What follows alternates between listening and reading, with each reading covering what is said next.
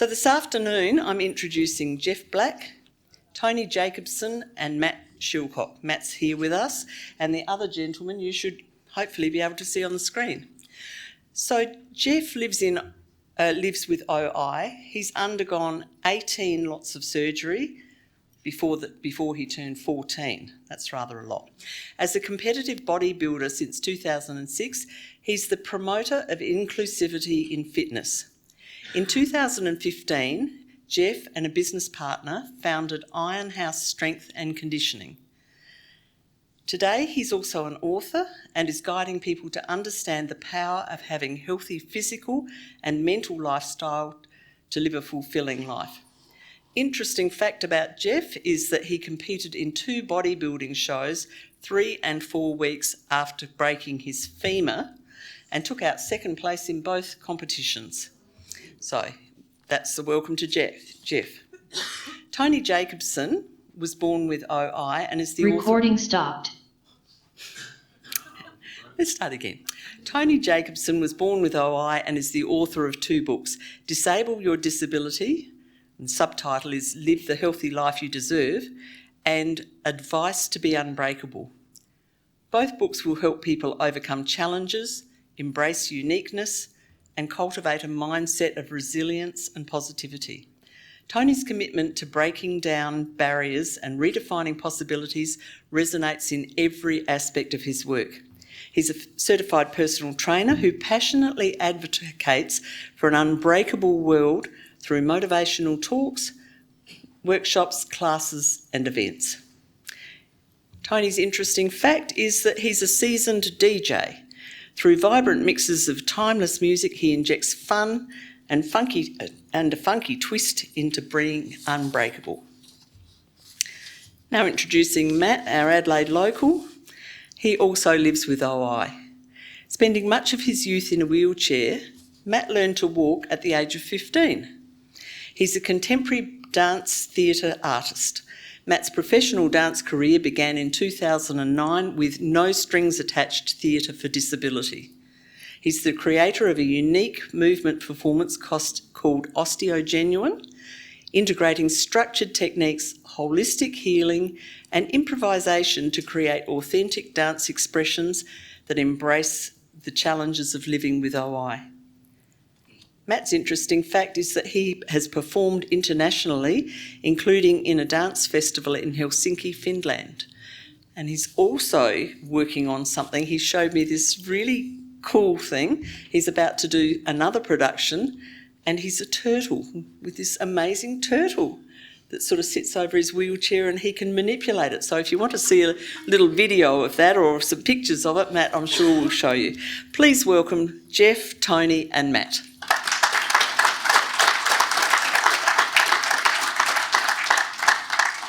The laptop or behind the lectern? It is entirely up to you, Matt. I'll go behind the lectern and I'll use this laptop as a bit of a puppet so that Jeff and Tony, you can see the beautiful faces in the conference today. So thank you for the amazing introductions, Gail. I feel like we don't need to introduce ourselves now. I just want to do a quick mic check to make sure that we can hear everyone. Everyone in the room can hear me, but can we hear Jeff and Tony? Let's start with you first, Tony. Hello, everybody. Yay! And yourself, Jeff? How's everyone doing tonight? Awesome. Yeah, we got it. Morning there. Today, right? Today. Yeah, what time is it where you guys are at the moment? I'm just coming up on midnight here in Detroit, Michigan. 11 p.m. Nashville. Amazing. Yep. And so That's my bedtime. I wrote sort of 10 guideline things that I thought we could maybe steer the conversation there. But when we Zoomed, we all agreed we felt more comfortable being unscripted. I wonder if we could each mention one topic that was kind of burning to our hearts to talk about today, and if we could maybe do a little bit of a Q&A as well. So let's go for you guys first over in the US, since you're our special guests. Let's start with you, Jeff. Do you have a burning subject that you would love to talk about today? I've given this some thought, and I feel really compelled to kind of want to understand, I guess maybe with some questions when Tony and I chatted, to kind of know where we could go, because I could go down this path that could be something that nobody wants to hear about. And I want to know what everybody might want to ask Tony and I for joining. So I don't mean to punt, for lack of an American term there, but it's more, I really want to give the best experience I can while being here today. So my burning thing would be to understand what everyone would like to know and go from there. Should we jump into a roving Q&A first? Unless you've got something you definitely would be burning to share, Tony. Yeah, I think for me, I agree with Jeff on this. I mean, of course, we're going to get into Q&A. We're going to get some questions. I think that's where we'll really start to dive into the topic. But, we are here to talk about our health, well-being, focus on fitness. It's been a big part of my life for the past 10 years. It really wasn't part of my life. Having OI, type 1, and going through what I went through, fitness and focusing on my health wasn't part of my life. But the transformation and the transcendence into really focusing on it and learning how to work with my OI to get and stay healthy has been a major focus on what I've been doing over the past 10 years and what I'm helping others do, not only my fellow OIers around the world, but other people that have disabilities, limited mobility, and whatnot. So, that's really the focus, and that's kind of the burning topic that I love to talk about is how we can all really focus on our health in a new way, so that we can understand our own personal peak performance, what that means, how we can really start to look at health and fitness and exercise with a new perspective to get going, because a lot of us have that challenge of really how to make it happen. So that's really that's what's always burning inside me every day, is what I love to talk about. Mine is completely opposite. I was just an angry teenager, got tired of being called crippled, hit a kid in the mouth, got suspended, found a bodybuilding magazine, and blazed 30 years down that way. Well, I think for myself, I actually fit perfectly in the middle between you two because, I certainly was an angry teenager myself, and I took up dancing because I couldn't afford physiotherapy at that time. And definitely that transformation, that transcendence into every dance move I learned, it was like unlocking a new move in Mortal Kombat, achievement, met, yes, now I'm up to the next level.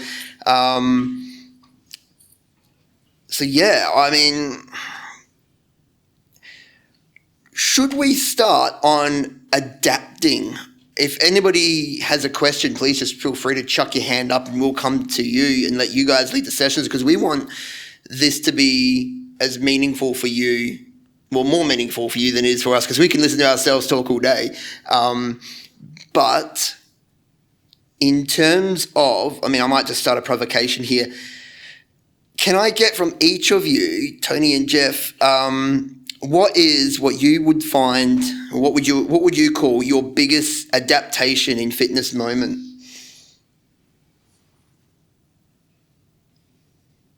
My biggest adaptation? Oh, go ahead, Jeff, go. I was going to say,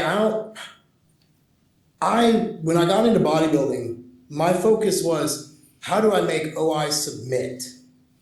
I didn't look at it as having to adapt. I looked at it as, how do I force it to submit? And so maybe therefore I found ways to adapt. But in my training, I've never, ever had to do that. I always looked at things as risk profiles. We could fall running, walk down the stairs and our leg snap, and that's just the end of it. That could happen to me on a hack squat or anything. I just have always tried to understand what my risk was and what I was willing to go in for it. So when it comes to adaptations, I never really made any. When I worked with people with OI, most people with OI know their body extremely well. And I think that that's something that when we talk to people, I've talked to people with OI, it's all about, okay, if you know your body well, then compare your risk profile against that. What are you willing to do to get where you really want to go? And what does healthy in the lifestyle that you really want to live look like that? Because it's quality of life. Like, I know we talked about biphosphates. I've never had it. I've never touched the stuff. I've done a bunch of other stuff, but not that. So I think it just kind of depends upon who, what, when, where, and why. But the bottom, when I step back, it's all about understanding what you want to risk and what that future looks like. Yeah, I think that's true, and I've done that too, Jeff. I agree. I think one of the biggest things that I've learned through this process is understanding that, you know, with the OI, we've all collectively, and I know I've done it, spent so many years kind of moving about trying to protect my body. So I needed to learn how to actually strengthen my body instead. So it was like how to move in order to build and strengthen my body as opposed to how to move to protect it. So I think that was the biggest, and it still is the biggest way that I kind of adapt to this day as I'm learning, you know, new exercises and learning how to even train other people. That's kind of the mentality that I have when it comes to, you know, learning to adapt. It's really adapting, you know, the mental, it's adapting the psychological part of it.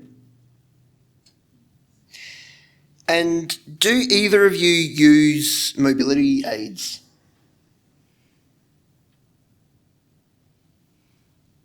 I'm sorry, I didn't hear the question, I'm sorry. Do either of you use mobility aids? No, I don't. And so... I took it personal when the doctor said I would have to use them as a kid. So that kind of was the gas to a little bit of fire. So no, I did as a child in terms of wheelchair, crutches, things like that. But once I kind of found bodybuilding, I never was using mobility aids ever again. Yeah, and I used a chair when I was a kid, used crutches throughout my teens, and then I started walking early 20s.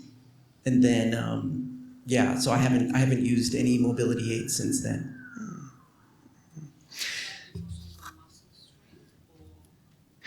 And would that be to do with muscle strength, bone, or a bit of both? I think both. When you're working, if you look at muscle, what it does is surrounds the bone. It's like a shield. So I always looked at it like the denser muscle I built, the more protection I had for that bone. I got into it in the mid-90s, so there was a little research showing at the time that when you did weight-bearing exercises that you could get any bone growth from it, aka osteoblast, which is just your bone forming new cells. But I didn't put it all together until I really kind of got into the sport and really got into the science. So for me, I looked at it simply when I was 15 years old and I first saw what they looked like, a bodybuilder in a magazine, was like, oh my God, that's a bunch of muscle around my bones. That's protection, that's shields. That's no one messes with me. And that's what I was ringing as I was thinking about it initially.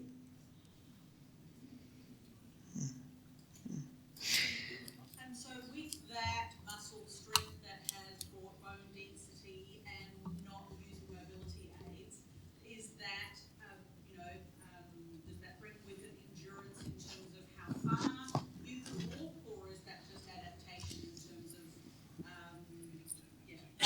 walk as far because I don't use mobility aids, but that's okay because I don't need them because I don't run accordingly.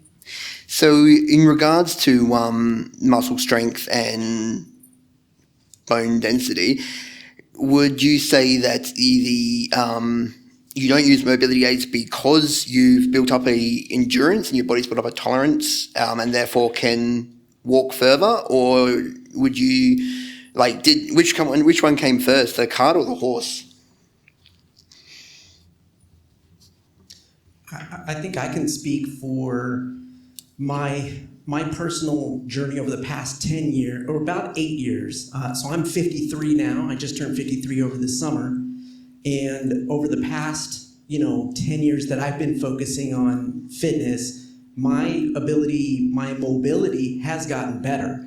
I've increased it literally just from exercising, watching my nutrition, and I've actually increased my bone density. Like I had my DEXA 10 years ago, and I just recently had my DEXA this year, and I've had an increase in my bone density, and I truly believe that is from the exercise, that is from my focus on fitness and making sure that I do everything to not threaten that and not jeopardize and produce any additional bone loss on top of what OI may try to tell me I'm going to do.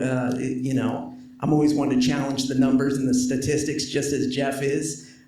So I've always been in the pursuit of, how can I make sure that I get stronger, that my mobility is better, especially as I'm getting old. Well, I don't say older, I'm saying wiser, right? We get wiser. So I'm making sure that I'm taking care of my balance, taking care of my mobility, and really, offsetting anything on top of what OI might bring. So I know for sure the fitness, exercise, and focus on all that has increased my mobility, has made me more mobile, made me more stable, more balanced, just across the board. And I might just weigh in myself for a little bit there. So both yourself, Jeff, and yourself, Tony, you were almost quite adamant against using mobility aids. I personally, I use whatever works for whatever I've got to do during the day. So I've got a wheelchair, I've got crutches, I've got a walking stick, just whatever I need at the time.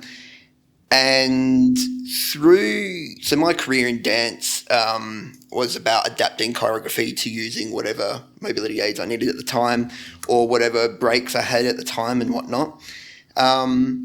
And my relationship to using those devices became so much healthier throughout my journey of dance because I no longer saw my wheelchair as a symbol of being confined. I just saw it as, this is a tool that I'm just using today because this is going to help me get around easier.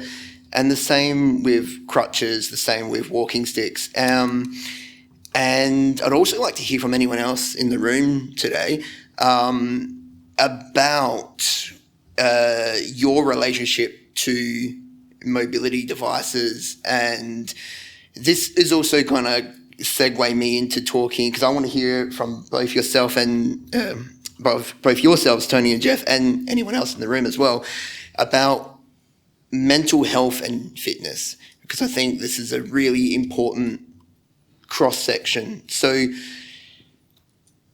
I'm just going to throw it out there to anybody who wants to put their hand up or just start talking. But in terms of to just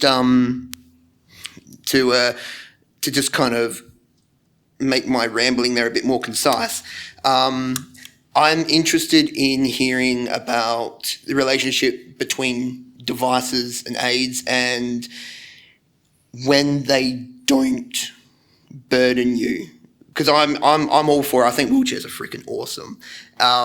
Anything with wheels, man, you want to make something better, put wheels on it. But it's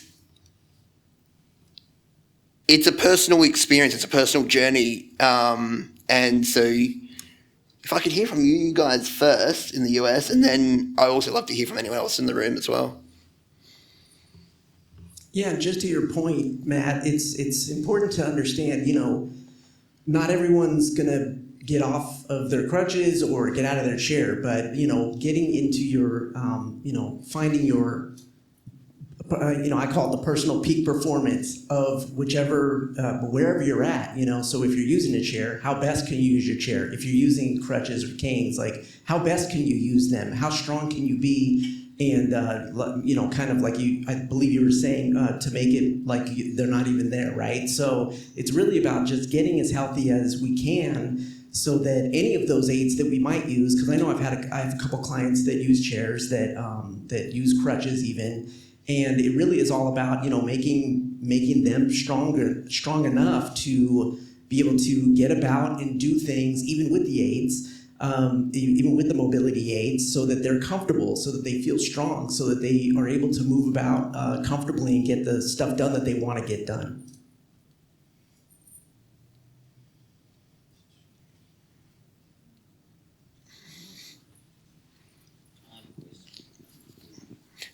Got a question? Hello, how you going? I'm just wondering what your advice would be, say if you're a young, angry teenager wanting to get into bodybuilding. This is obviously not for me, I'm old and bald, but I know someone who might be interested. What's your advice for getting into that and sort of setting yourself up for success and maybe teaching your old man how to get buff as well?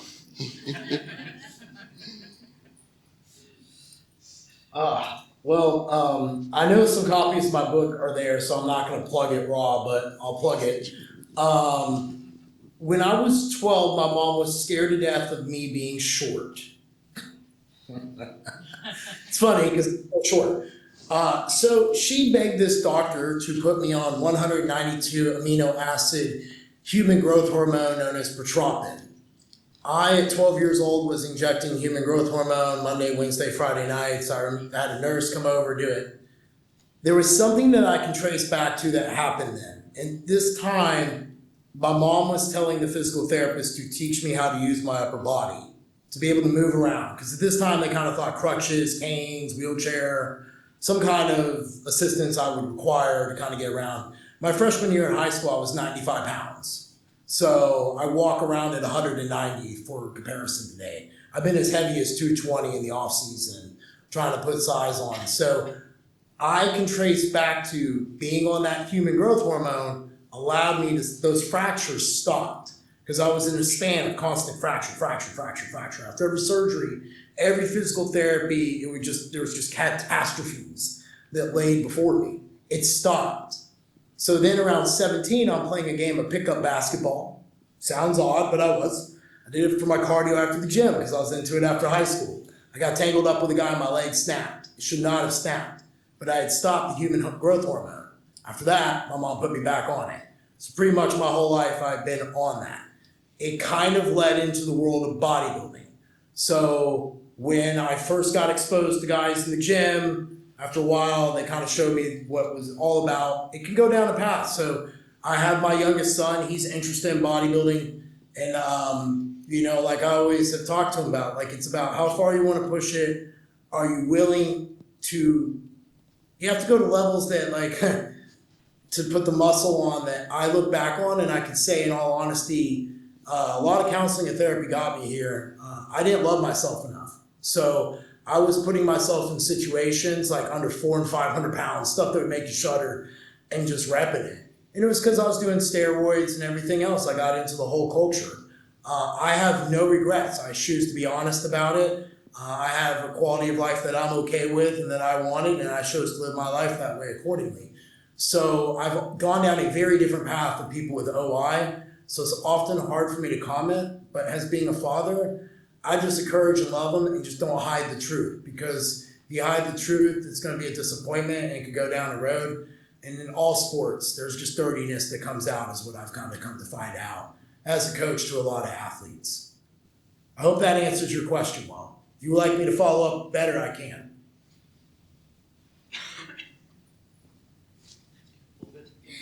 Yep, there's notes. Thanks, Jeff. I just have a question about your actual workouts.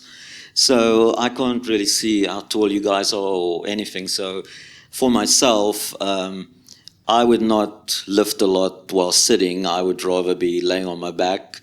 But for you guys, would you be standing and doing deadlifts and that kind of stuff? Or would you rather be bench pressing, or, what? I'm sure you've got some way of trying to protect your bones. So would you be doing deadlifts with like a lot of weight, or would you rather be using something for your legs separately, rather than a big deadlift?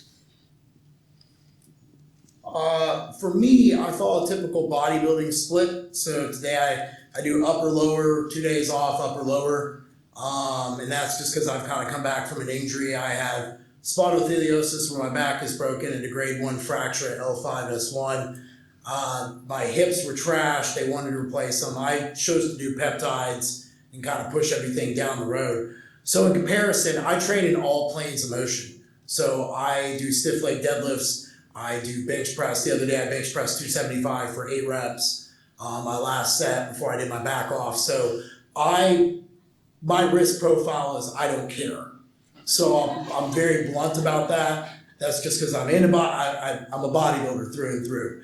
If I'm advising people, this is where it comes to risk profile and what you're really looking to get out of it. If you're looking to start, you have to put your muscle under some kind of tension. And it grows through mechanical tension. So you have to put it in positions that it actually can be forced and necessary to want to adapt. So if you can get that with a band, if you can get that with weights, it's wherever you can do it safely, repetitively. You gotta remember, if you don't get injured, that means you can keep doing it longer. That means your body's gonna build more muscle, build more bone. That's really the gateway to progress. Yeah, I feel the same. And I when I started working out, my legs were very weak, so I didn't do too much on my feet. I started very, almost physical therapy style, doing squats against the wall with a ball, and taking it very easy on my legs and doing only certain exercises standing on my feet. So I had a personal trainer at the time, and he would have me do things sitting down. And then when we did leg stuff, it was usually on a machine or using bands just to strengthen the legs to start off. And now I do stuff on my feet most of the time.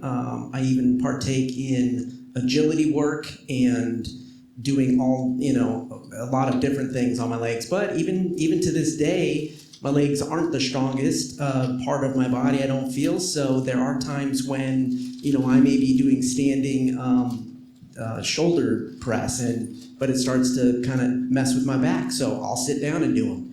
So it just depends on how I'm feeling for that day.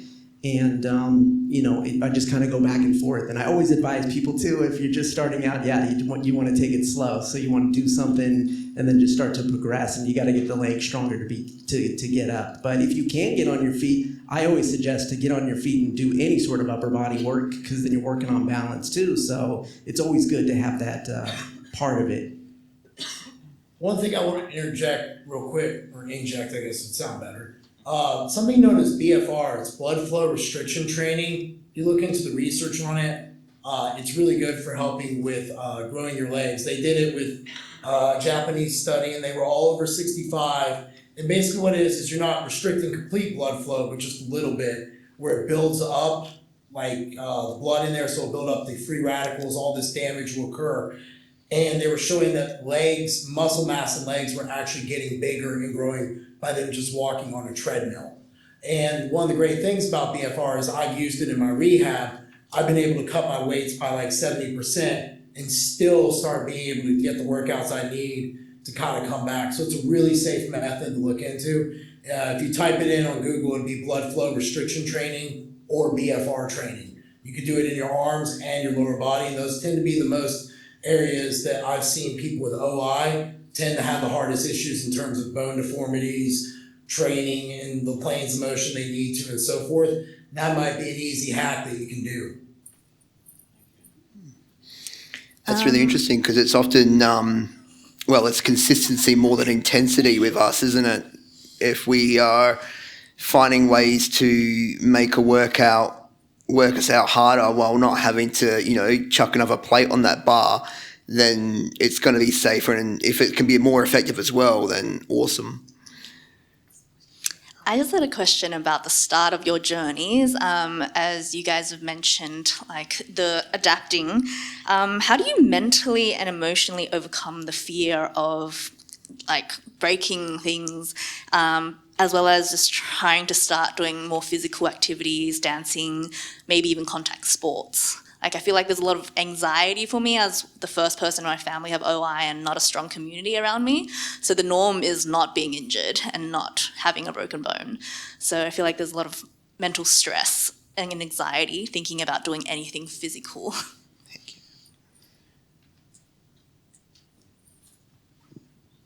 That's what I kind of grew up on was, the idea of be careful was like my big thing. I never wanted to break a bone. So I wasn't, I'm sure Jeff's the actual opposite. He's like, if I break, I'm gonna break. I was never like that. I was always afraid of it because I was always taught, like growing up, unfortunately, I love my parents, okay? They were awesome. But, they really made breaking kind of like a bad thing. So I grew up with that mentality of like, okay, if I break something, that's bad news, and, it's just all negative. So I had a lot of challenge with that when it came time to learn how to exercise because I knew, that the injury could be possible. And I haven't broken anything while working out. I'm knocking on wood right now. I've had little slight injuries, but no broken bones. But always that psychological pressure was a lot when it came time to start exercising because it really was a challenge to myself to get to that point. Like Jeff said, if I'm doing a move and I'm pushing some weight and I'm not breaking, that means I'm okay. That means I can do more. That means because you're only going to get better when you progress. So you have to push yourself. You have to push your body. So it took a lot for me psychologically to get over that and really understand, the boundaries, the new boundaries of my body. Because for the first 42 years of my life, I had such a low bar on what I was able to do physically. And so once I got into the gym and I started doing things, then the bar just started to rise. And I started to, teach myself and prove to myself that I could do more. And so, it was a long haul, and it was really a psychological and mental transformation more than it was a physical transformation.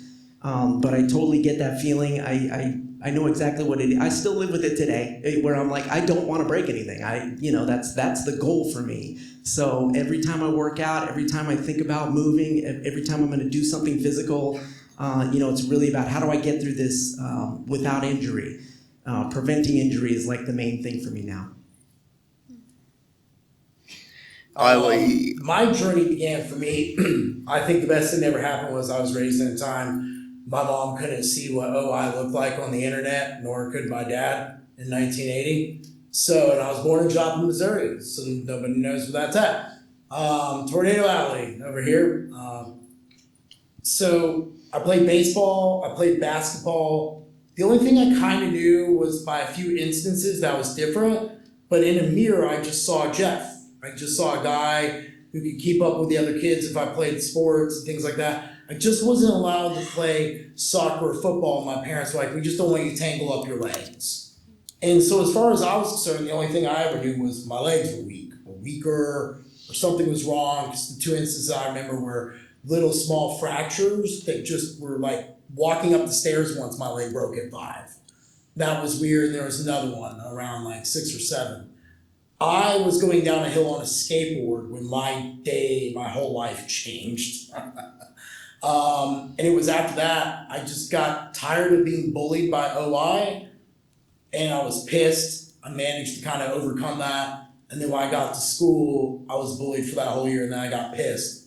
And then once I found bodybuilding, I completely pushed aside everything to do with my mental health, everything I went through as a child, everything, my mom checking out, my dad leaving. I went through all that by myself. I addressed my mental health later. So I don't think if you had asked me any time until recently, I would never have told you I ever suffered anxiety. I would never have told you any of that. I'm now starting to get a little bit of that because I want to come back in bodybuilding and make another run for my pro card. And I'm like, ooh, man, I just overcame this back and hip injury, and I'm already at 2 plates on each side on the hack squat, and I know I need to get back to 4 or 5, but my back's still, you know what I mean? And now that it's there, I can't deny it. So I've just learned to give it, the days that the voice is quiet, I push it. And the days the voice is talking to me, I kind of listen and I dump out, maybe try to murder myself with 20 reps of rest pause or something different. I do encourage you regardless though, to just stay active and find your activity that you're comfortable with. And every day, make yourself a promise that you're gonna do 1% better. If you do that over the course of the year, that's 365% better. And that's how I kind of always looked at it. It was, bodybuilding taught me a process. I had to do this, and when I got up for cardio, I needed to eat 6 to 8 meals a day, depending upon what I was doing. I needed to sleep 7 to 8 hours a night. I needed to take whatever I needed to take to get to that level. And I think that that's an extreme example, But if you really want to live a life that you feel free of and that you feel a body free in, that's where the challenge and the pushing forward really pays off, because I'm glad I did it. I'm pretty proud of myself now. When And there will be extreme things that you choose to do. There will be extreme things that you have to go through in order to have the change that you want. Absolutely. Definitely that risk versus reward. Like, think of the most mundane thing you've done and broken a bone through. I think for me it was sneezing, and I broke like 2 vertebrae. That's ridiculous. And then when I was studying ninjutsu and training for my black belt, which I never made, but at least I was there, I remember throwing and being thrown by a guy who was 120 kilos of muscle, and I didn't break anything.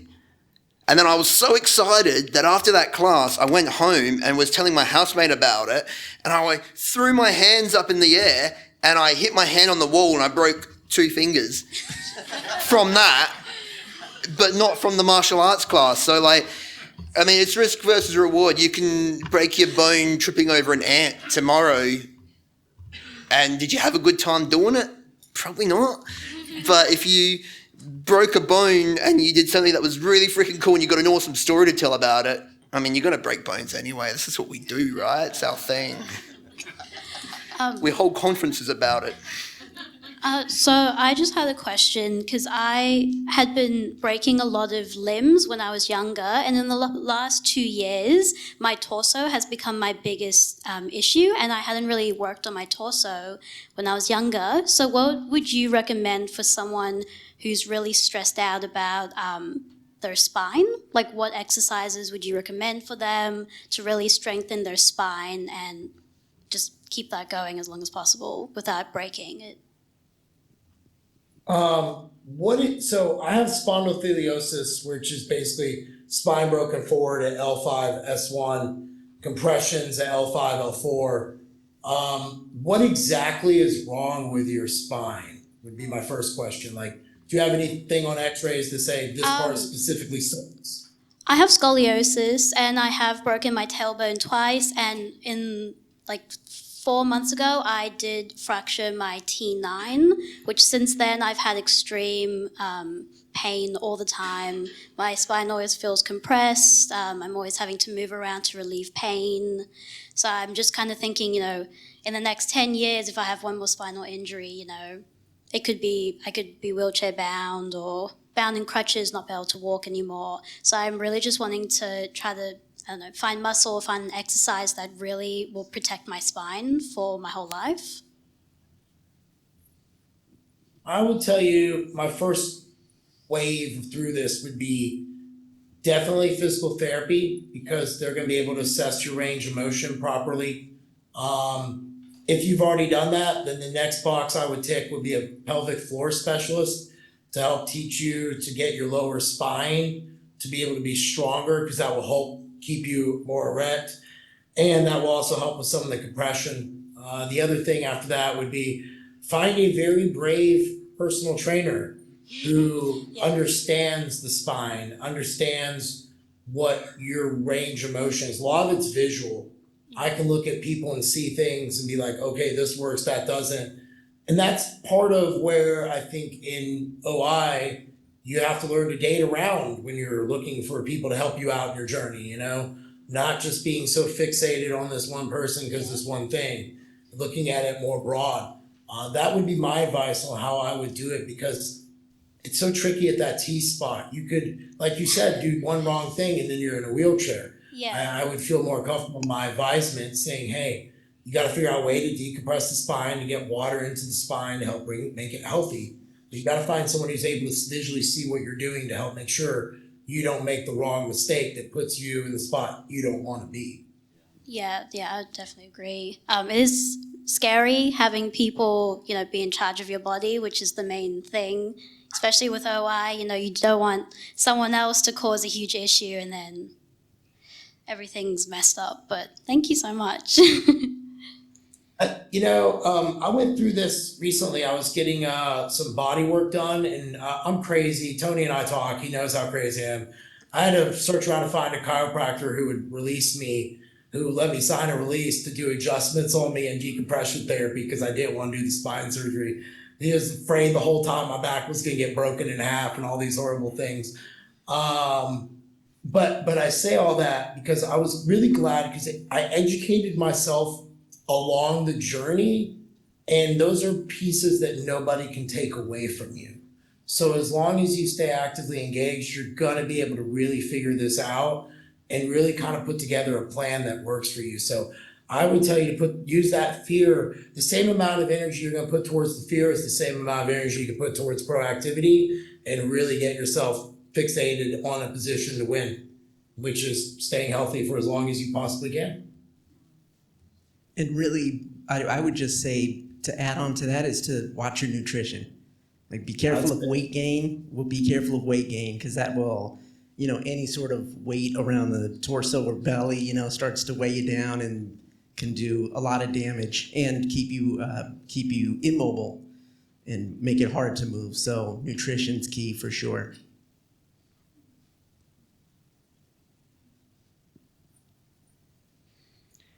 On the topic of nutrition, can each of you, if you feel comfortable with this, share the biggest thing that was the hardest for you to give up?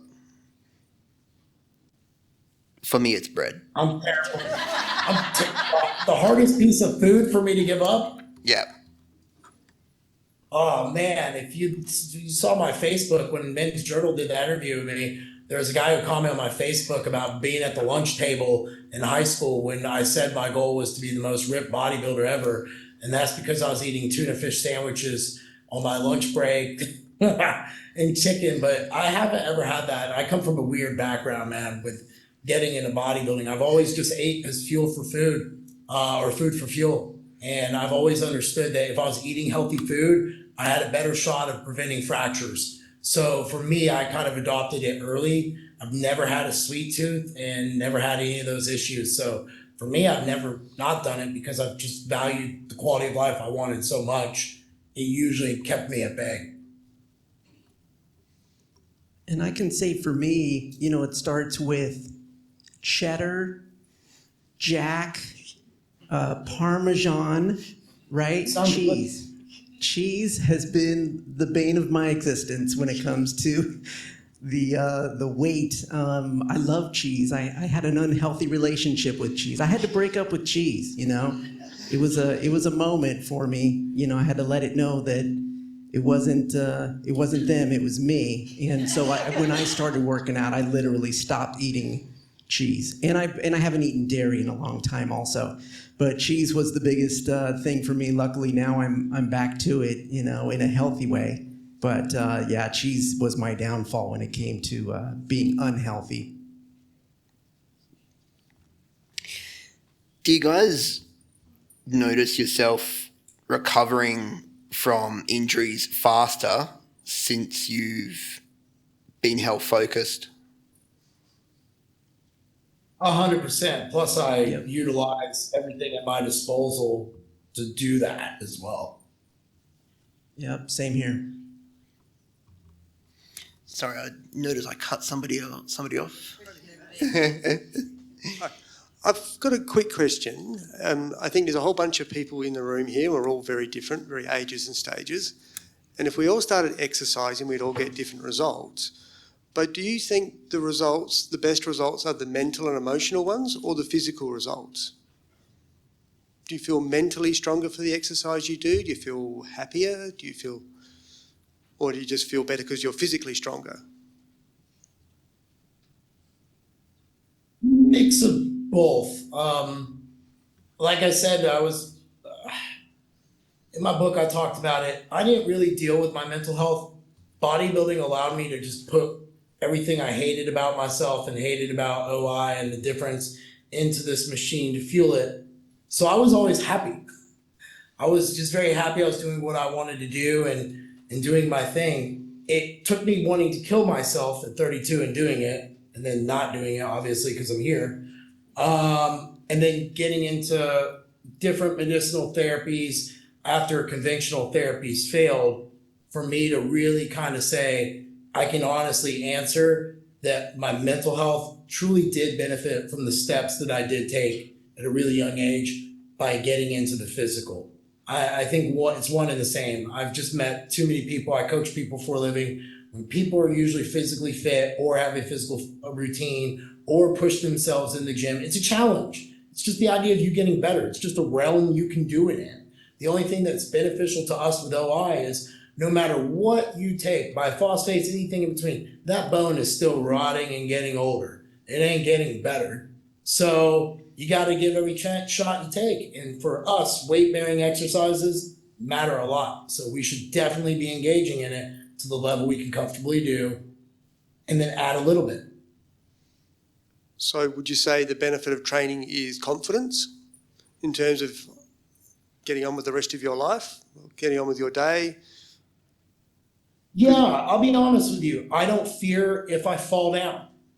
I feel I've fallen down and I've been okay. I think Matt illustrated it perfectly. He did jujitsu and he was confident as hell and then whacked his hand against the wall and 2 fingers broke. I mean, I've just always kind of looked at it like it made me feel, lack of a better way of saying it, normal. It made me feel like I was in control of something because OI is so uncontrollable.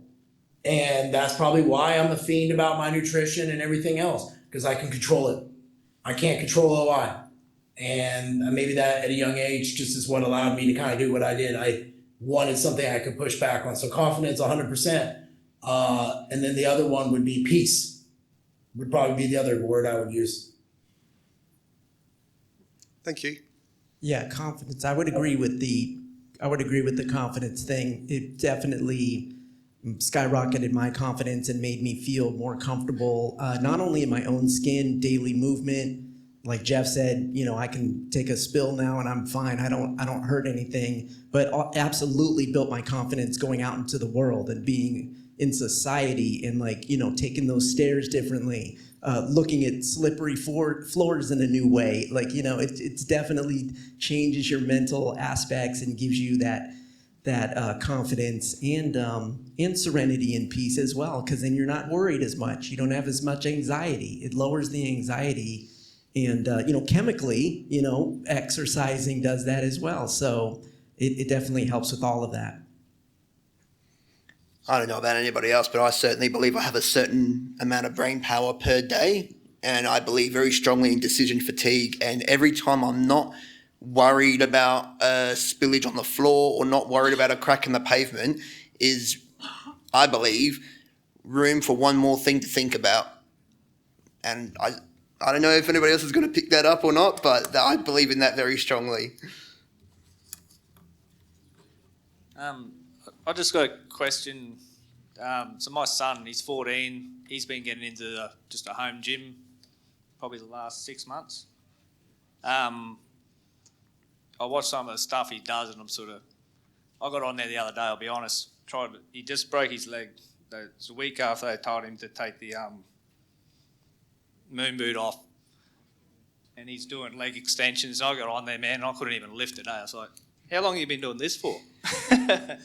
But do you suggest, is there somewhere he should go to make sure he's doing the stuff safely? I was going to say physical therapy, that like Jeff had said, that's always the best place to kind of start to make sure you're getting your function right and your movement right. The other thing you could look for is, I would look for, because the physical therapist was good for me, but what really kind of turned things was me finding a corrective exercise specialist and someone who had worked with pro athletes and who also is smart enough to understand that I had this brittle bone disease here and that I had to kind of think about this problem. I would tell you to find, if he's already in the gym, it means he already understands probably what really works and what doesn't. It was very clear to me when I was young what the people who did what looked a certain way and the people who did this looked a certain way. I could very distinctly see that at a young age. I would put my risk and my hat into doing my work about finding a trainer who would be willing to work with him and watch him work out and find those exercises that he could exploit, that he could do safely, that allows him to really crank on the muscle, to really stress it, to be able to elicit new muscle. That's the path I would go. That's what I've done with my own son. I don't train my youngest son. One of my friends writes his programming, and then he just goes to the gym and does his own workout while I do mine with my wife. If I can just at the back here, just jump in on that. I'm going through rebuilding my body for very different reasons, but the name of the therapist I'd encourage you to look for is an exercise physiologist. That's who I'm working with at the moment, and they're brilliant.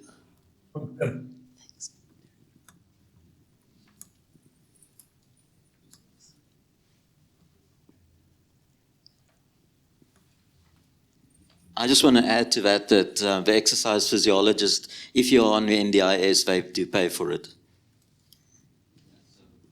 They work out a program for you. I've got one myself. You find them at a lot of gyms actually have them. You don't pay the gym membership fees, you just pay your person. And they start you off, assess you properly, and then work out a plan for you. It's really awesome. I've done it for a while, and I'm sure others have as well.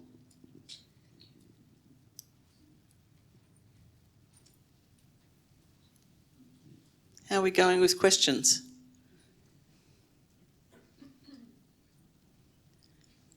While you're thinking of a question, you don't mind me telling them about your story with your shoulder, do you? But oh, well, now that you've all heard that much, you need to hear the rest of the story. Dear Bernadette, who's on the organising committee for the conference, put a message in our chat thing not so long ago and said, look, I'm really sorry to let you know I dislocated my shoulder turning over in bed. And so my response, very, very not heartfelt, I said, come on, Bernadette, work on your story. I was wrestling a wild alligator and it flicked me in the air with its tail and I landed on my shoulder.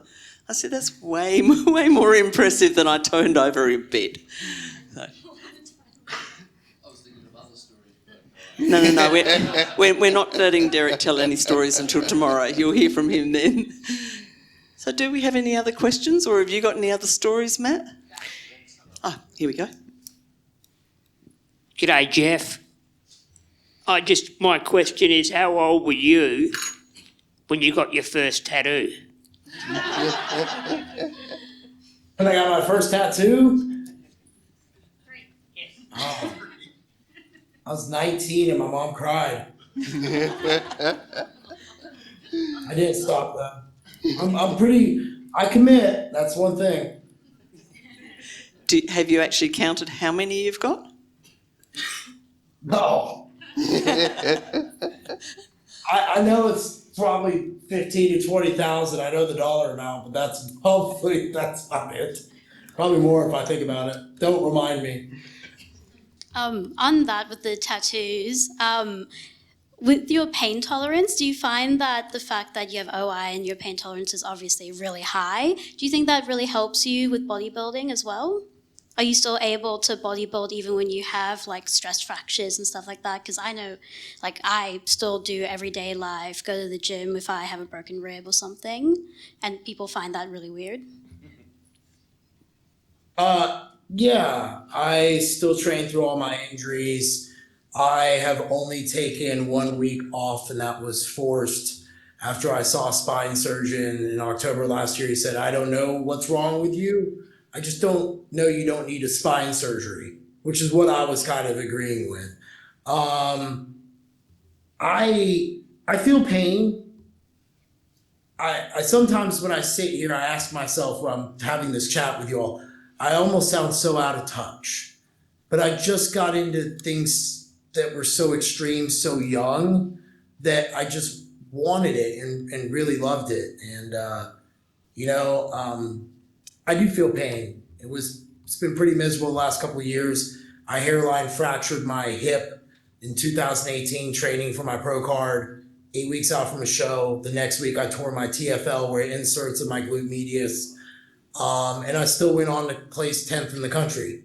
And I've still continued to compete. Still been in pain. There isn't one day that I don't wake up not in pain. There isn't one day a year that I don't have a stress fracture that pisses me off and makes me have to do something I don't want to do in terms of a workout. But I can tell you this much. That pain is really satisfactory when I get a look at it and I go to bed at night knowing I beat it for one more day. I got out of that bed. I didn't need a pain pill. I didn't need anything like that. I just rely on my desire to just be more pissed off than the pain to keep me going. And that's been my best fuel ever. So kudos to you for keeping going. You should. Proud of you for doing that. Not many do. And that includes normies because I train them. I've been dealing with pain a little different. I definitely have been working on reducing my pain since I've been exercising, like finding ways to make sure I prevent injury. And what I've learned with my body is, because I used to have chronic pain before I started exercising. And then I learned that through exercise, you're gonna feel pain, but it's different, right? It's a different kind of pain. And then now what I've started to do is actually rest. If I get some sort of pain that I feel could then result in injury, I'll take a day off. I'll rest. And I found that for me, having that rest period is actually better because then I come back stronger on that day after. So for me, I definitely find times where, if I realize it's just a muscle pain because I worked out well, then that's something different. But if I feel a tweak, or something that feels a little off, then I'll take the next day off and I'll say, it's fine, because if I rest, my body can regenerate and it's gonna feel much better because then I can go stronger on the next day or the day after that. So, but I keep coming back, and that's the biggest thing is the consistency. So you gotta keep coming back no matter what, even if you take that pause. So that's how I've been dealing with any pain that I come up against. In both of your books, you talk about setting realistic goals. I wonder if you could each speak a little bit about that.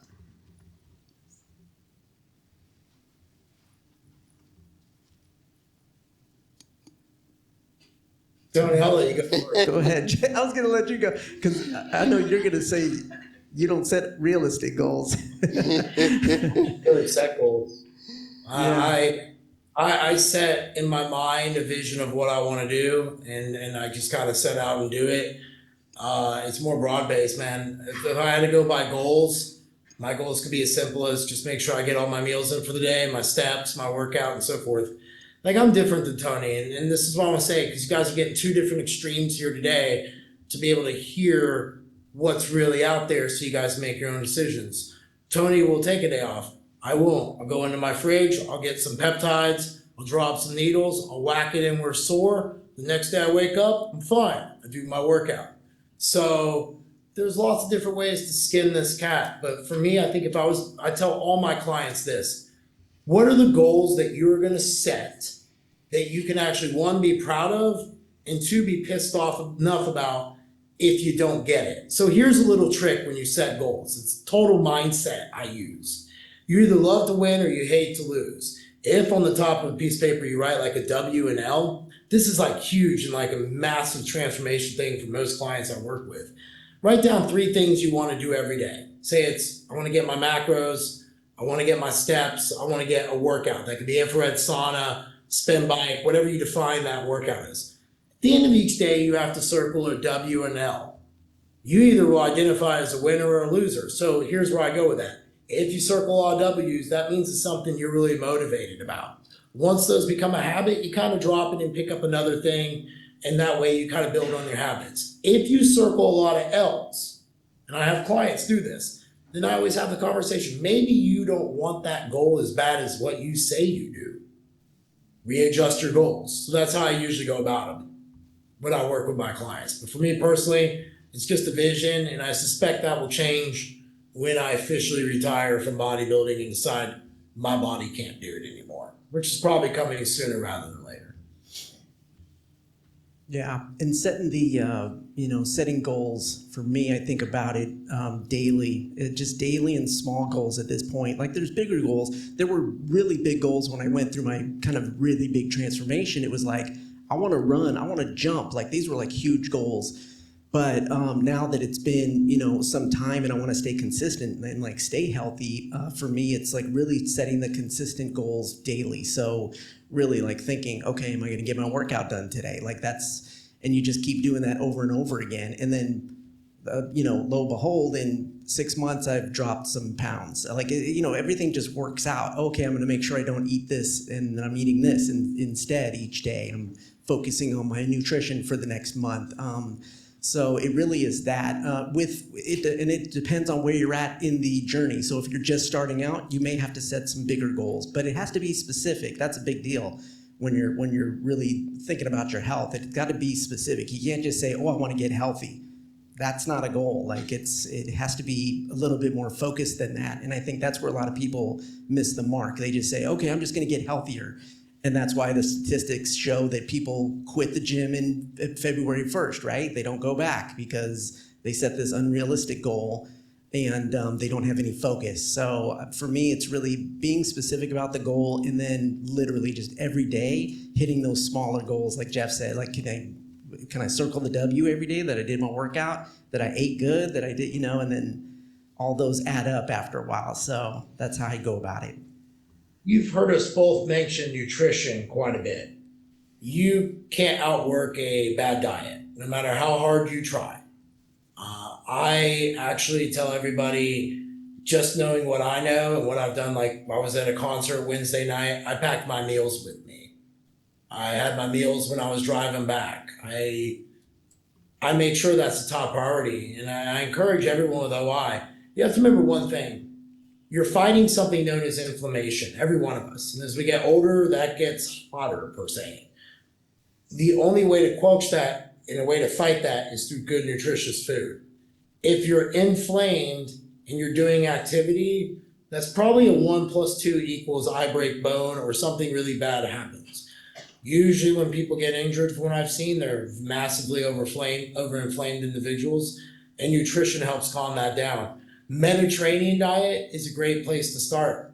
The other thing I always tell everybody is, I don't know what's out there in Australia. So over here in the States, we have a DEXA scan. You could get your body fat, you could get your muscle mass. That's probably a big thing to get because I know everybody's different with OI and how we structurally look. So therefore, if I looked at pictures, I might not be able to know the percent of body fat to know where to really go. And that helps you figure out your nutrition better. And that's probably something that's not very expensive over here. And again, I don't know over there. I'm just trying to get some insights into where I would go, get my body fat in healthy ranges. And I think that that's a key thing for adjusting the weight, because I think some of my injuries that I have achieved, because I've achieved them, have been usually when I'm north of 195 in body weight, and the weight that I'm doing is significant. And I think it's just, I would fall and like I'd get a stress fracture, I'd like trip on something. I was like, well, that's stupid. And I think it was just because I had so much sheer force on me that was driving inflammation. So I speak about this from my own experience when I give it. That's why I usually tell people to work on first is nutrition. Can't eat out 3 to 4 times a week. Just doesn't work anymore. And you won't have the right fuel for your body. Like you won't see any progress. And you won't have the energy to work out. So then you start working out maybe and you're not eating good. You won't have the good energy. You won't see any progress and you'll think that it's not working. So you'll quit. That's what I've seen a lot of people go through. They just stop because they're like, oh, well, I'm working out all the time. But then we talk about what they're eating and it's clearly not supporting what they're trying to do in their gym. So nutrition is literally like, I always say 85 to 90% of this whole game.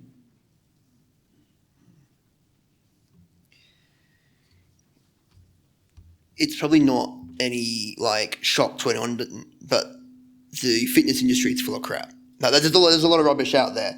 And I was wondering if either of you have anything in your personal closet or anything like that actually turned out to be all right. When I first started working out, I had an ab roller. It was one of those as seen on TV, late night infomercial things. It was a little frame and you rest your head on it and you can sort of like do sit-ups. When I started using this thing, I could only do 3 of those and then I was like done for the day. And now I can do sit-ups unaided. So I wondered if there was anything that you guys have got in your personal collection that turned out to not be crap.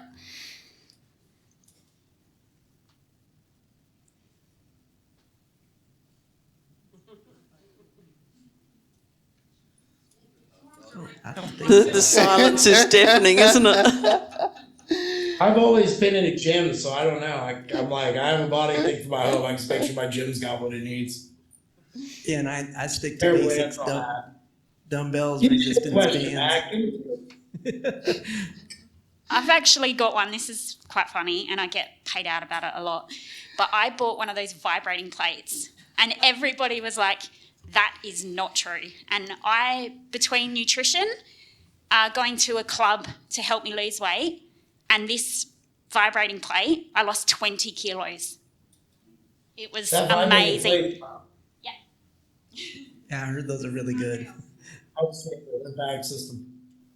Bernadette, did it say anything about your bone density? Did you measure before and after? No, I didn't really measure. I did it. I lost 20 kilos in 9 months, so I wouldn't have even had, like, yeah, I didn't have. No DEXA to. No, because it would have been probably a bigger space. I had about 4 years between DEXA scans. Yeah, okay. Yeah.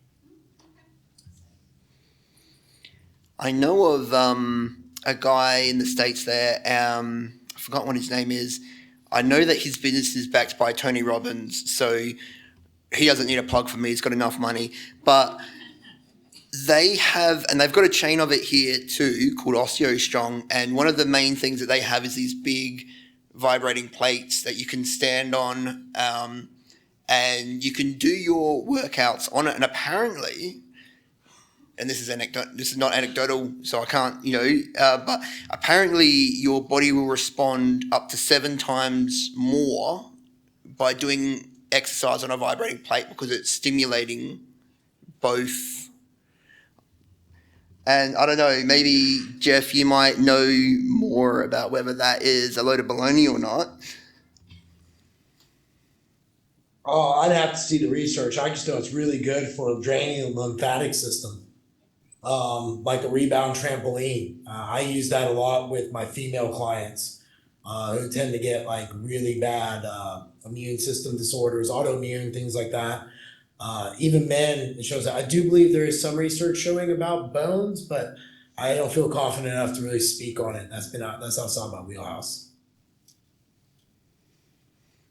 I know that you can generally pick up a vibrating plate on Facebook Marketplace for about $50 because people buy them and then they put them in their closet and don't use them anymore. So think about getting one if, I certainly did.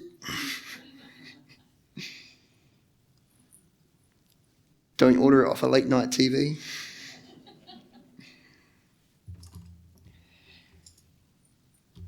Could we circle back to the role of fitness as empowerment? And would you guys be interested in giving us... Actually, I'm going to ask for 2 things. I'm going to ask for, can you give us a powerful statement that you would like everyone to take away? And could you also give us a statement that you wish you knew when you were starting out? I'll give you a moment to think, and then I'm going to handball it to you first, Tony. You said to me first? Yep. So a statement that I wish I knew when I was younger or before I started getting into fitness? Either or. Let's see.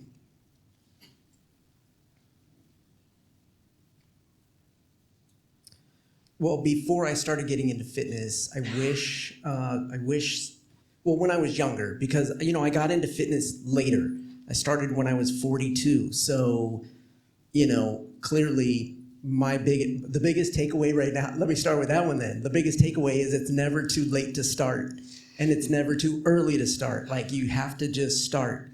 And so that's the biggest kind of takeaway. And really focus on the things that you can do. Don't worry about the stuff that you can't do. And, that's kind of like a big deal I think that's a statement that I wish I would have heard when I was younger. Because I would always just hear from the people around me and society in general about all the stuff that I couldn't do. And that was really draining and really stopped me from doing a lot of cool stuff. And so, I think that would have been a great thing if I would have had the support or even, one person around me to say, hey, you can do this. I didn't get it until my wife came along. My wife has been one of my biggest supporters, and she, from day one, 23 years ago, she was very much about, oh, I think you could do this. I think you could do this. And so she really helped me too to transform my mindset as far as really thinking about what I could do instead of what I couldn't do. So I think that's one thing that I wish I would have known in my early years, to really push myself, to know that I could push myself and try new things and really, test my boundaries in a new way. So, and then to really, leave with the statement of focus on what you can do.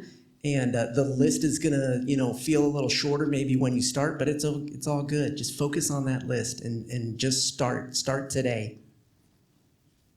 For me, well, first off, Tony, that was really well said. Thank you. For me, I wish everyone had told me how hard it would be. I've 30 years of living by a clock. Wish everybody had told me how hard it would be.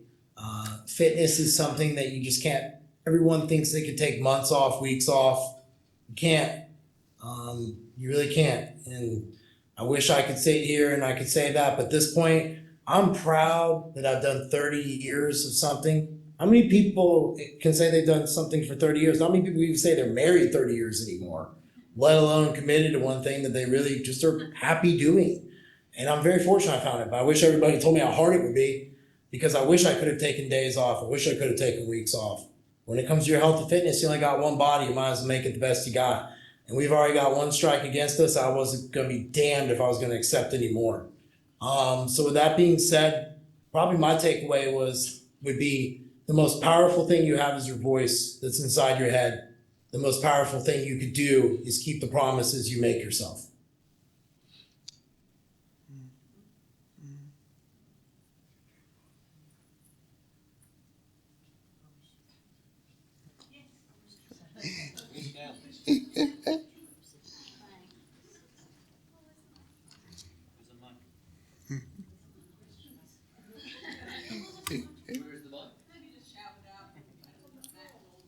Yep. So what is your views on meal replacements? For instance, I know in the US you guys have Yule, which is a meal replacement. Should I say that again? Yeah. What is your views on meal replacements, using them, for whatever? I know in the States you guys have Yule, which is a popular meal replacement. What's your views on using that? You're talking meal replacement powder you put in either water or something to mix it up, correct? Yeah, water. I think most people put strawberries, or I put banana or strawberries in there because the stuff's really gross. But yeah, just as a replacement for a meal where, instead of a couple of hundred, you only have 200 calories. So I think they're great when people are in a pinch. I used to do meal replacements. Now I'll do 2 scoops of whey isolate, which is a fast digesting protein. I like that just because I can control my ingredients. A lot of proteins over here only have 4 and 5 ingredients, so it really helps my digestion. You got to remember, digestion is a big thing that we often don't look at when it comes to nutrition. We are what we eat, but we also are our ability to process. If we don't process food good, it's going out the window. So I do a shake with fruit and some fats for my meal replacement. I do think they're great in a pinch. My friends will tell you all through high school I was dragging a blender around and drinking EAS Bioplex shakes while I was playing Dungeons and Dragons on Friday and Saturday night after hitting the gym, and stuff. So I think they're great. I think when it comes to nutrition, it's a process of repetition. That much I can tell you all is a person who just does this for a living like Tony, there's no way to outwork it. If you could be consistent, say, for example, I have 49 meals a week I have to eat. I only take one off, and that's with my family. You have to figure out how many meals you're going to do, how consistently it's going to look, And if consistently you know, hey, Jeff, I can get that meal replacement at 2 o'clock and that's going to keep me winning, I'm going to give you a thumbs up and tell you to keep doing it. If you like it. And I'm gonna say yes, definitely in a pinch, and if you're just starting out. But the unfortunate thing with those is a lot of people will just rely on them, and then they won't really eat better outside of the meal replacement. So it's really about eating better just overall.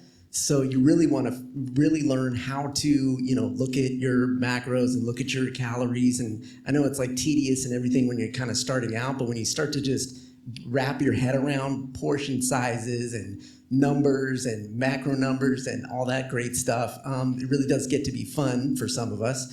And then you don't rely on that meal replacement, because a lot of people just rely on it. And the meal replacements, like some of them, I know here in the States, have a bunch of not good ingredients. Like they'll have a bunch of extra stuff that is just not good for you. So, getting a protein shake is different. Getting a protein whey powder, something that's specific, making your own smoothie or shake, that's something different. But the actual meal replacements aren't very good here in the States. So you don't want to rely on them. You want to definitely learn how to transform the way you eat otherwise, because then your body will get adjusted. Because that's another thing too. Your body gets adjusted to those things, and then it could be the downfall also. So you just got to be careful with them, I think.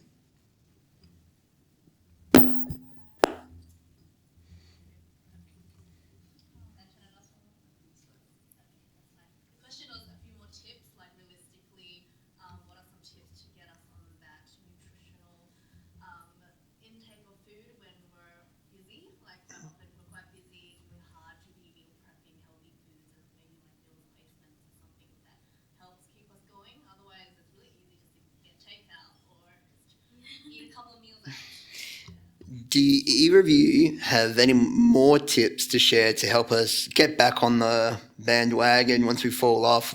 We're all busy, everybody's busy, but just that kind of thing of what can we do to help us get back on the wagon and be more consistent, particularly when we're starting out?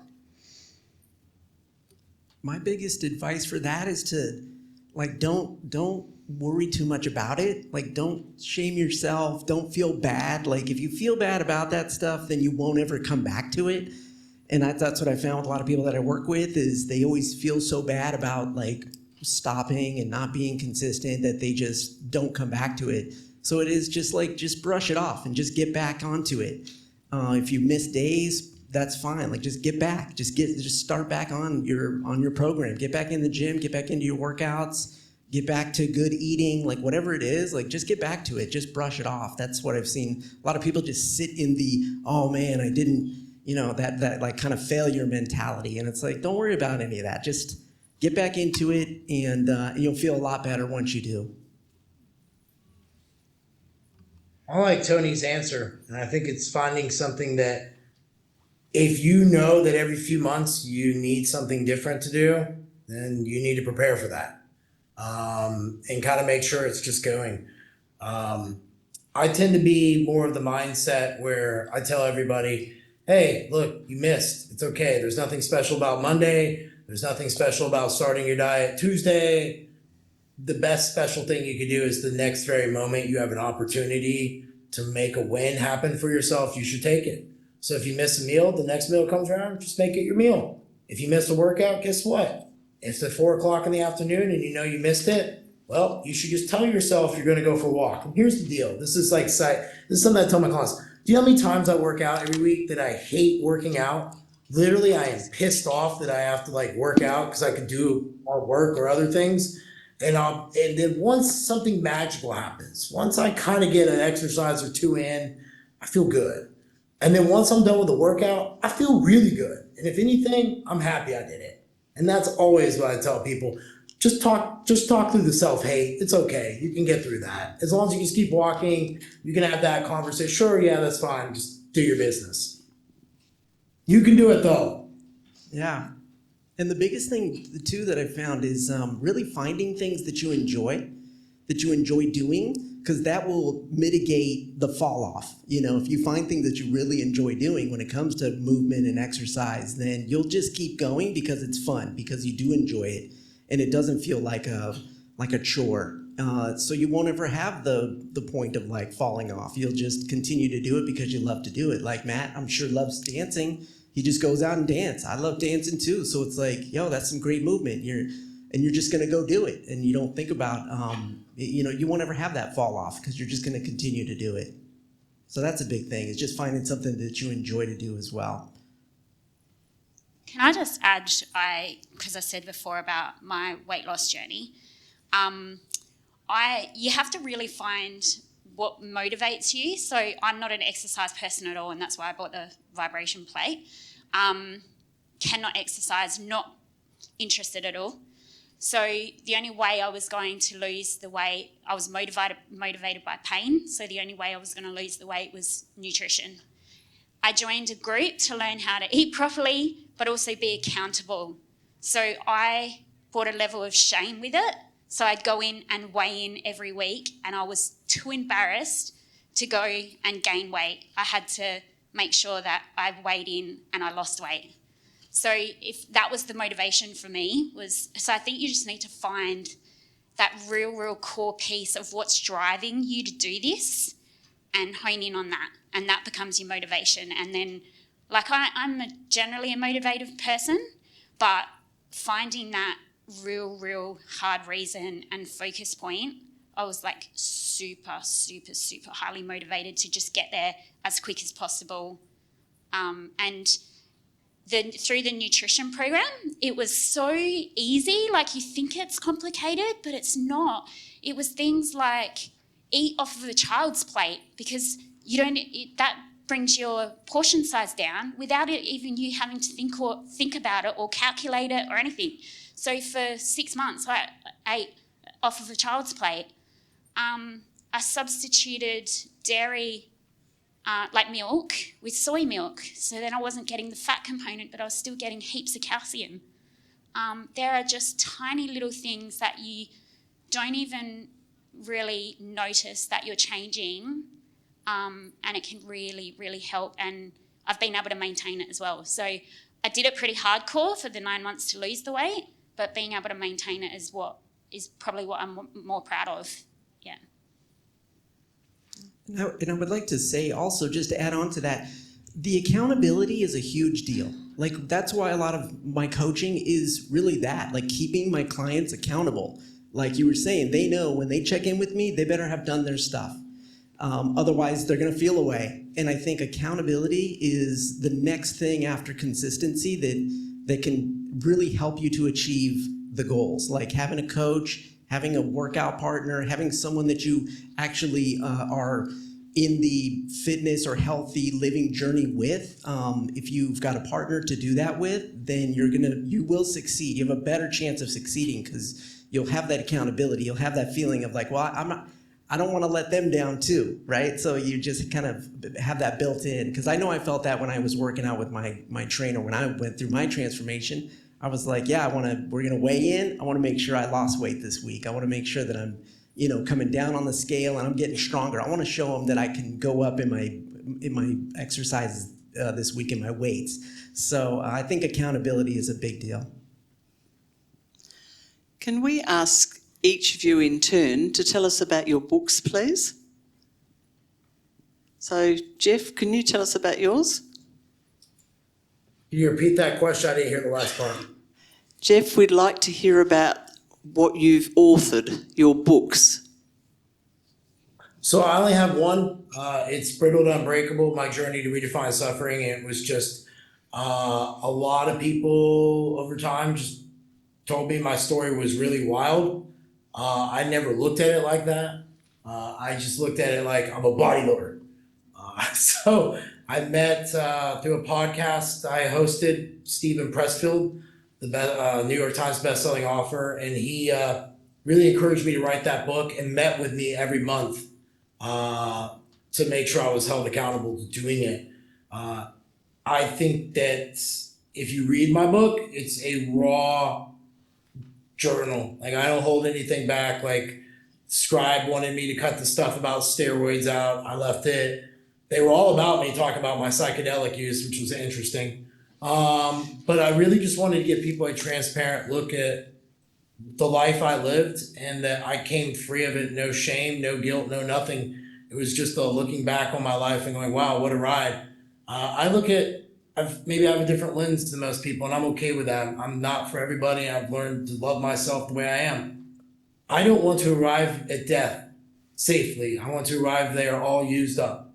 So I just want to live my life my way, and my book was kind of my closing of my first chapter because I was able to deeply reflect on it. So if you guys read that, that's probably you guys sitting through a lot of therapy and counseling sessions with me, and knowing I came out a better man for doing that work, better father, better husband, but overall better Jeff. Thanks for sharing that. I love what you said about you don't want to get to the end of your life, having not tried. So good on you. Tony, can we hear from you? Yeah, definitely. And I just want to say Jeff's book is awesome. It really is a journey through his mind, and I feel like it's just the beginning. So I can't wait to hear more of Jeff's story. So definitely get his book. My first book is Disable Your Disability. This one right here. Yeah, that's me on the cover. Look at that cute little guy. Disable Your Disability, Live the Healthy Life You Deserve. I wrote this after I went through my transformation, and it really is, my journey from birth to my transformation. And that's the first half of the book. It talks about my journey, all the ups and downs, and going through what I went through physically. And then the second half of the book is how to, really diving into giving tips and tricks on how to think about the mental aspects first, mindset, and then movement, and then eating well. So, and then really talking about at the end, becoming the new you. So that's what Disable Your Disability is about. That was my first book, written in 2017. And then my brand new book this year that I put out is called Advice to be Unbreakable. And this is really your guide to overcoming challenges, embracing uniqueness, and cultivating a mindset of resilience and positivity. And it's 40 chapters, just bite-sized pieces of advice to be unbreakable. It's really, I talk about how to get your mindset right, ways to be productive, relationships. It's really kind of a lot of things that I've learned through the years of going through my transformation and turning, using what I've been through to help motivate and inspire and guide others through the journey that I've been through. So Advice to be Unbreakable is really just a synopsis of a lot of things that I've learned that I wanted to share with the world. So those are my two books. And just a reminder to everybody that a copy of Tony's first book and Jeff's book will be available to each family. We have a copy of Tony's first book here. And unfortunately, thanks to the wonderful Australia Post, we have to wait another 6 weeks or so for Jeff's book to arrive. We will get those out to you though. I should have delivered it myself. I would have been faster, actually. Yes, I do know that. Now I will just deliver it. If I ever write a second book, you guys have my word. I'll just come over there with it and just pay the extra luggage cost. Cheaper too, probably. That's always part of the journey of authors. I've written a few books, and my first book arrived from China about 3 weeks after the book launch. So they air freighted 10 copies so that I had some at the launch. And if you go down the self-publishing role, here's just a piece of trivia. Just be very careful. What they forgot to tell me about the cost was that it cost $950 to get them off the wharf in Adelaide. There you go. Oh my gosh. So before we wrap up our... Self-publishing is not inexpensive. So before we wrap up our session for today, Jeff and Tony, when we met on Zoom last week, we had a question of where to from here, and I had some fantastic suggestions thrown out from each of you, and I wonder if we could spitball some things that we could do until next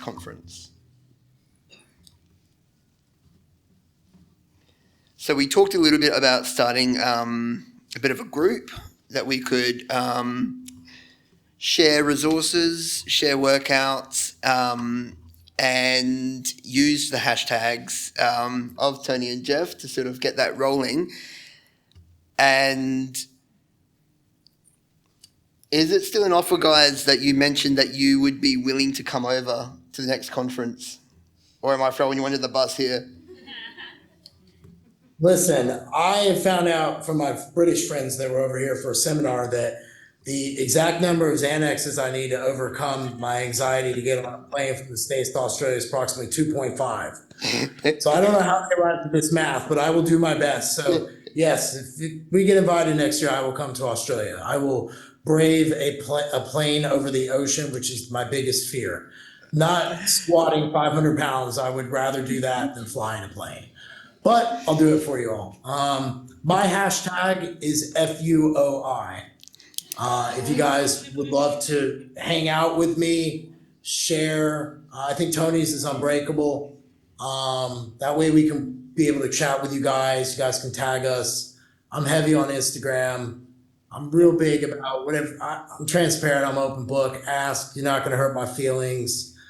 I just like to help people with what I've been through, and that's all I care about. If you guys want to join the movement, I guess, and us have a good time together and inspire and hopefully motivate each other and, maybe set the tone, set the standard for what osteogenesis looks like, I know stateside that there's nothing that it seems like a really good group. I can't speak too much on the stateside stuff because I haven't been involved in it. You guys are the first people to reach out to want to have me on, so I really appreciate that, to come talk with other OI people about how I can make everything better through health, or how we can make everything better through health and fitness. Sorry, I begin to get late, so my words are tripping up. And I think, yeah, that's awesome, Jeff. I'm with you on that. I'll take the flight with you, man. Let's go. I love sleeping on a plane, so I'll just sleep there all the time. I think what would be good is to create our own hashtag. Like, let's create one, Matt, come up with something that is specific to this conference, to Australia, and to fitness. Like, let's come up with something, and let's make that a new hashtag that's going to be involved with, we're going to put it all together, because then anytime we post something and we put that tag, we'll be able to follow it. So, I don't know if you want to spitball anything in the room right now, or we'll take the next few days and come up with something, but I think that'd be a great idea to stay connected.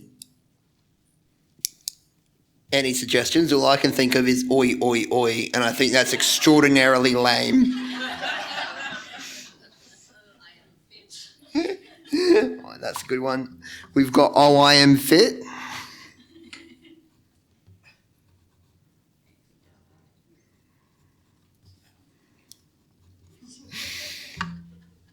I think that's better than mine.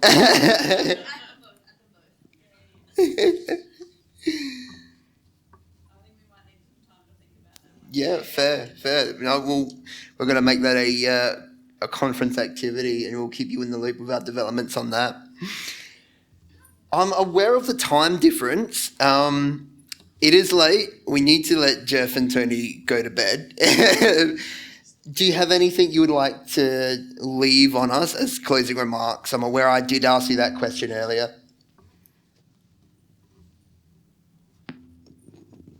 Tony, you can go first.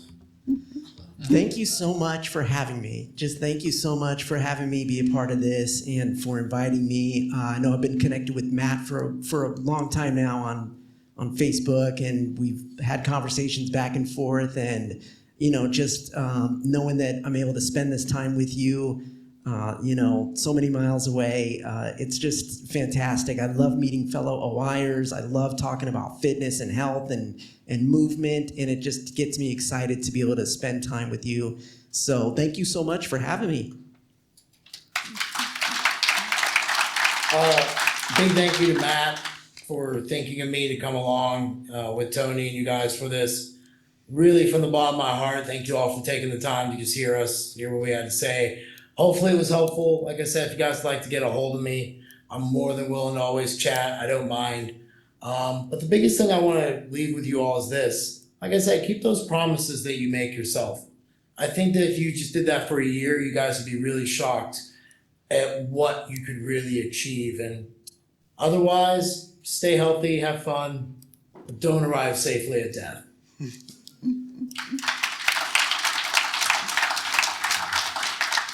And thank you both so much. It's been huge for me to for these guys to come. I was trying to start a podcast a couple of years ago. It didn't quite work out, but Tony and Jeff were among the first people I reached out to because I think these guys are awesome. And I'll stop fangirling in a second, but like it means a lot to me to have you guys jump on this Zoom call and to present it to all you guys as well. And thanks, everyone, all of us in the room as well. Thanks us all for being here.